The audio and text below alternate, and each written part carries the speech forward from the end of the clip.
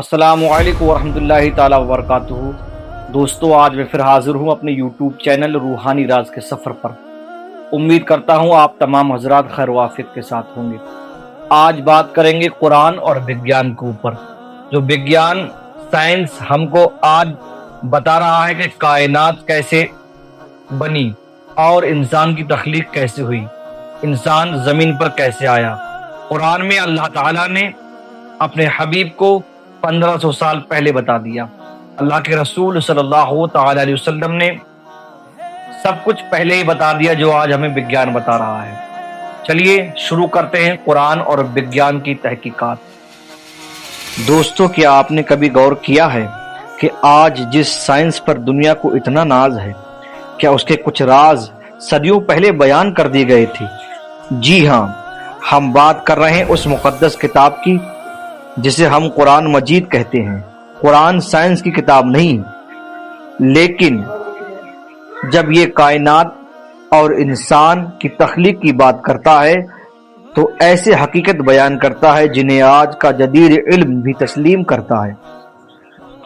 کائنات کا پھیلنا، آج کے ماہرین سائنس کہتے ہیں کہ یہ کائنات مسلسل پھیل رہی ہے، لیکن قرآن مجید کی سورہ الذاریات میں ارشاد ہوتا ہے، اور ہم نے آسمانوں کو اپنی قدرت سے بنایا اور ہم ہی اسے وسعت دینے والے ہیں۔ سوچئے، جب نہ ٹیلیسکوپ تھے نہ کوئی جدید ٹیکنالوجی، تو یہ علم کہاں سے آیا؟ انسان کی تخلیق کے مرحلے آج میڈیکل سائنس بتاتی ہے کہ بچہ ماں کے پیٹ میں مختلف مرحلوں سے گزرتا ہے۔ قرآن مجید کی سورہ المومنون میں نطفہ، علقہ اور مضغہ کا ذکر ملتا ہے۔ نطفہ یعنی قطرہ، علقہ یعنی چپکنے والی چیز، مضغہ یعنی گوشت کا لوتھڑا۔ آج کے ڈاکٹر بھی یہی بتاتے ہیں کہ انسانی زندگی کا آغاز انہی مرحلوں سے ہوتا ہے۔ دو دریاؤں کا پردہ۔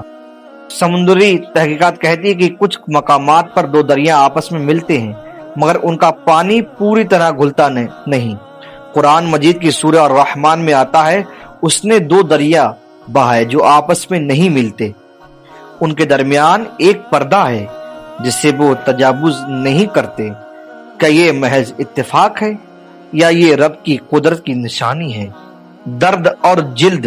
آج سائنس کہتی ہے کہ درد کا احساس اب ہماری جلد یعنی کھال میں موجود نسوں سے ہوتا ہے۔ قرآن میں فرمایا گیا کہ جب ان کی کھال جل جائے گی تو ہم اسے بدل دیں گے تاکہ بے عذاب کا مزہ چکھتے رہیں، یعنی درد کا تعلق جلد سے ہے۔ یہ حقیقت سائنس نے بہت بعد میں جانی۔ نتیجہ دوستو، قرآن ہمیں صرف عبادت ہی نہیں سکھاتا بلکہ سوچنے اور سمجھنے کی دعوت بھی دیتا ہے۔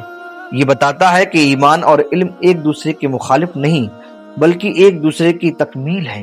آخری پیغام، اگر آپ کو ایسی ہی ایمان افروز اور علمی باتیں پسند آئیں تو ہمارے چینل روحانی راز کے سفر کو سبسکرائب کریں۔